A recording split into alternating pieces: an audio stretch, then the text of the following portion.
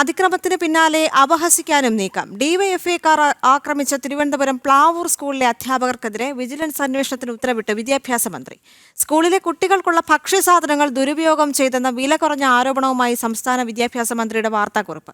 ഒരു കൂട്ടം അധ്യാപകർ പണിമുടക്ക് ദിനത്തിൽ ജോലിക്കെന്ന വ്യാജേന എത്തിയെന്നും വി ശിവൻകുട്ടി പറഞ്ഞു.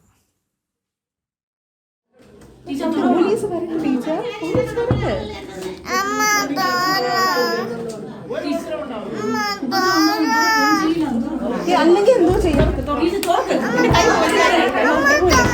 അതോ വലിച്ചു പൊളിച്ചു. തിരുവനന്തപുരം കാട്ടാക്കട പ്ലാവൂർ സ്കൂളിലെ അധ്യാപകരെ ആക്രമിച്ച ഡിവൈഎഫ്ഐ നേതാക്കളുടെ വില കുറഞ്ഞ ആരോപണം ഏറ്റുപിടിച്ചാണ് സംസ്ഥാന വിദ്യാഭ്യാസ മന്ത്രി വിജിലൻസ് അന്വേഷണത്തിന് ഉത്തരവിട്ടത്. പ്ലാവൂർ ഗവൺമെന്റ് ഹൈസ്കൂളിൽ കുട്ടികൾക്കുള്ള ഭക്ഷ്യസാധനങ്ങൾ ദുരുപയോഗം ചെയ്തെന്നാണ് മന്ത്രിയുടെ കണ്ടെത്തൽ. ഇതിന്റെ അടിസ്ഥാനത്തിലാണ് സംഭവം വിദ്യാഭ്യാസ വകുപ്പിന്റെ വിജിലൻസ് വിഭാഗം അന്വേഷിക്കുന്നതെന്നും മന്ത്രിയുടെ ഓഫീസ് പുറത്തിറക്കിയ വാർത്താക്കുറിപ്പിൽ പറയുന്നു.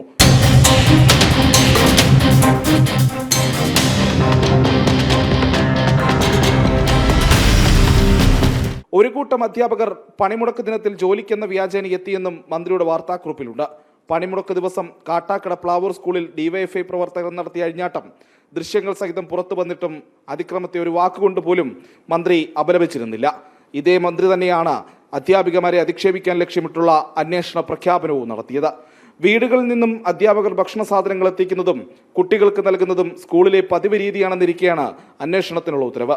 സ്കൂളുകളിൽ ഉച്ചഭക്ഷണം നൽകാൻ ആവശ്യത്തിന് ഫണ്ടില്ലെന്ന വാർത്ത നേരത്തെ ജനൻ TV പുറത്തുവിട്ടിരുന്നു.